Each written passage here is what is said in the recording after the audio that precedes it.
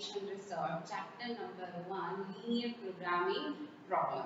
And our topic is the graphical method. We have already seen in our previous lecture how we solve the graphical method and what is the process. Okay, so process is that first you check here your question is maximization format or minimization format. Okay, so first one we check here this question is maximization format. So our process is what? Our process is first you check here the subject to constraint equation. Okay, so according to subject to constraint equation, first step is that first you convert the inequality into equality form. Okay, that means for example here the maximized z is equal to 80x1 plus 120x2. This is the maximizer. Okay, so our subject to constraint first equation is x1 plus x2 less than equal to 9,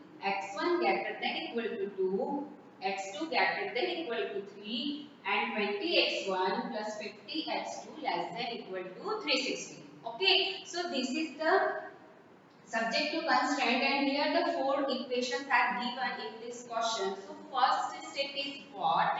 First we convert this inequality into equality form. Okay, so first we write here the equality form and after that we find the value of x1 and x2. That means we put x1 equal to 0 in this equation. If we put x1 equal to 0, then we get x2 equal to 9. Got it? Because of here we write here the equality sign. And again we put the x2 equal to 0. So x1 is equal to 9. So we get the 2 points from one equation. Okay. Next step is next equation is x1 greater than equal to 2 and x2 greater than equal to 3. That means what? According to graphical method, when we draw the graph, so our points x1 and x2, so our result included in always x1 greater than equal to 2 and x2 greater than equal to 3. Got it? Next, last is the 20x1 plus 50x2 less than equal to 360. Okay, so again we convert this inequality is the equality sign and after that we put x1 equal to 0, so we get the value of x2 and we put x2 equal to 0, so we get the value of x1. Okay, so again we get the two more points according to this equation. Okay, after that we consider the closed bounded region. Okay, so what do you mean by the closed bounded region? Because of if the unbounded region, so there is no boundary value, so we can't find the maximize z or minimize z. Okay, so first we draw the graphical diagram. After that, we consider the closed region. Okay, and according to this closed region, we write here the points. Okay, so always keep in mind the points are 4, 5, 6. Many more points are here in the diagram. But always you choose the closed region because of every point satisfy the constraint equation. That means if we find the feasible solution, so what do you mean by the feasible solution? Feasible solution, that means every point satisfy to constraint equation. Okay, so first we write here the feasible solution. After that, according to our question, if our question is in maximization form, so we choose the maximum value in the feasible solution. Okay, but if our question is in minimization format, so we choose the minimum value in the feasible solution. Okay, so optimum solution is the best solution, depends on the feasible solution. Okay, so let's start our solution. In this question, we are given in the objective function maximize z is equal to 80x1 plus 120x2. Okay, and subject to constraint x1 plus x2 less than equal to 9, x1 greater than equal to 2, x2 greater than equal to 3 and 20x1 plus 50x2 less than equal to 360. Okay, so first we convert this inequality into equality format. Got it? So first we write here the first equation. Our solution is, first equation is x1 plus x2 less than equal to 9. Okay, so first we write here x1 plus x2 is equal to 9. Okay, if put x1 equal to 0 in this equation, we put x1 equal to 0. So we get x2 is equal to what? 9. Okay, so our points is 0, 9. Got it? Put x2 equal to 0. Got it? In this equation, we put x2 equal to 0. So we get x1 is equal to 9. Got it? So point is what? 9 comma 0. Here, don't be confused. Sometimes student write here again 0 comma 9. Okay? So always keep in mind here x1 is equal to 9. So we write here 9 firstly, and after that we write the value of x2. Okay? Second and third equations are depends on the condition of the x1 and x2 decision variable. Okay, that means here x1 greater than equal to 2 and x2 greater than equal to 3. Okay, so let's go on the fourth equation. Our fourth equation is 20x1 plus 50x2 less than equal to 360. Okay, so we write here our fourth equation 20x1 plus 50x2 less than equal to 360.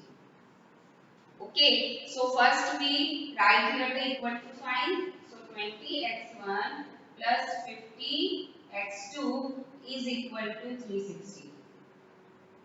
Okay, so here put x1 equal to 0. If put x1 equal to 0, so x2 is equal to what? 50, x2 is equal to 360. So x2 is equal to 30, 360 divided by 50. So 0, 0 cancel. So 36 divided by 5. That means what? x2 is equal to 7.2. Okay, next one, if we put x2 equal to 0. Okay, so x2 is equal to 0. So 20x1 is equal to 360. So x1 is equal to what? x1 is equal to 18. Okay, so here the points is 0, 7.2. Okay, and here the point is 18, 0. Got it? So after finding these values, we draw the graph. Okay. So first you check here the maximum value. We get here the 18. Okay. So here first we draw the graph. Here this is the x1 axis and this is the x2 axis. Okay. And here we write 2, 4, 6, 8, 10, 12, 14, 16 and 18. Okay, here we write 2, 4, 6, 8, 10, 12, 14, 16 and 18. Okay, so our first point is that here we are given in a graph is x1 greater than equal to 2 and x2 greater than equal to 3. So this type of question, first you plot the points of x1 and x2. So x1 greater than equal to 2, that means here our x1 axis. So we write here the 2 points and here draw the line. Okay. Next one, x2 greater than equal to 3. Okay. So you write here this is the 3 value and this is the here x2 axis, so we draw here line. Okay, that means what? That means what? x1 and x2, value of x1 greater than equal to 2 and value of x2 greater than equal to 3. That means a reason included in greater than 2 and 3. Got it? Because of here x1 and x2 greater than equal to 2 and greater than equal to 3. That means we consider a reason is greater than equal to this line, that means above line, above side. Okay, so let's start next point. Here 0, 9 and 9, 0. Okay, so here first we write here 0, 9. So this is the x-axis and this is the y-axis. So this is 9. Okay, and 9, 0. So here first we write here the 9, 0. That means this value is here the 9 points, and we write here this 9. Okay, so we draw here this line. Got it? Next line is we write here 0, 7.2. So this is the 0 and this is the 7.2. That means this value is 7.2. So 0, 7.2. This value 0, 7.2. Okay. And next one is the 18, 0. Okay. So here we write the 18, 0. This is 18 and this is the 0 value. Okay. So this value is P. That means here we write the intersection point. So our intersection point is what? So our intersection point is you solve both the equation x1 plus x2 equal to 9 and 20x1 plus 50x2 is equal to 30. That means this is our first equation and this is our second equation. Okay, so after solving the equation 1 and 2, okay, equation 1 and 2, so we get this intersection point. So intersection point is x1 equal to 3 and x2 is equal to 6 for finding both the equation. That means from 1 and 2. Okay, so x1 is equal to 3 and x2 is equal to 6. Okay, so this is our intersection point. Okay, and this value is 2, 6.4. Okay, so here we draw the diagram. After that, you start here the closed path, the closed region. The closed region, that means our graph, our region is above these points. Okay, above this point, and this is our closed path. Okay, if we choose these points, for example, we choose all these points. So you write here, it's okay, you write here all these points, but firstly you check all the points satisfy the subjective constraint equation because of the condition of the feasible solution. That means the definition of the feasible solution is what?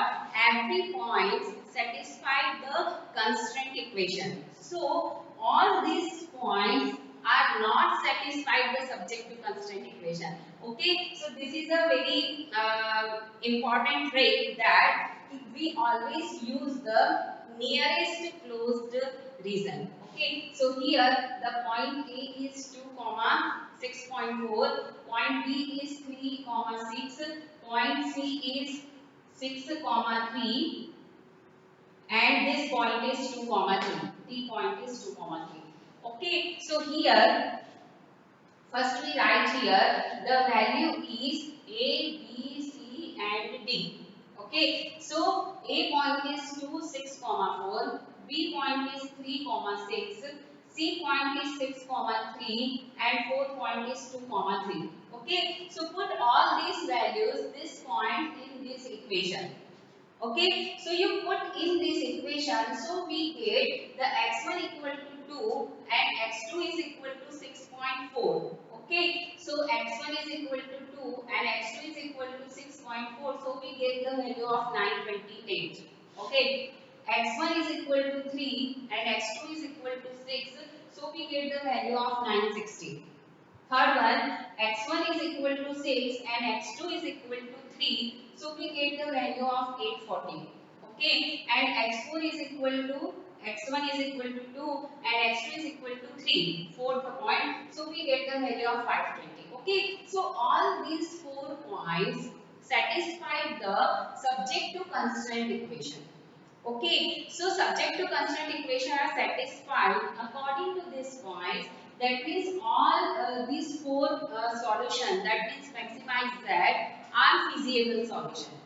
Got it? but we find the maximized z, that is optimum solution. So you check here, the maximum value is what? Maximum value is 960. Okay, that means the optimum solution, that means the maximized z is equal to 960. This is our final answer, and where x1 is equal to 3 and x2 is equal to 6. Okay, so this is our answer. So this is the example of the graphical method. Sometimes some questions we are given in the form of the unbounded solution. That means sometimes a diagram draw this type of the diagram. Okay, so there is no intersection points according both the lines. Okay, so this type of the graph we can say that the unbounded region, or they give the unbounded solution. Okay, so this is the example of the graphical method. I will continue this topic in our next lecture. Thank you for watching this video.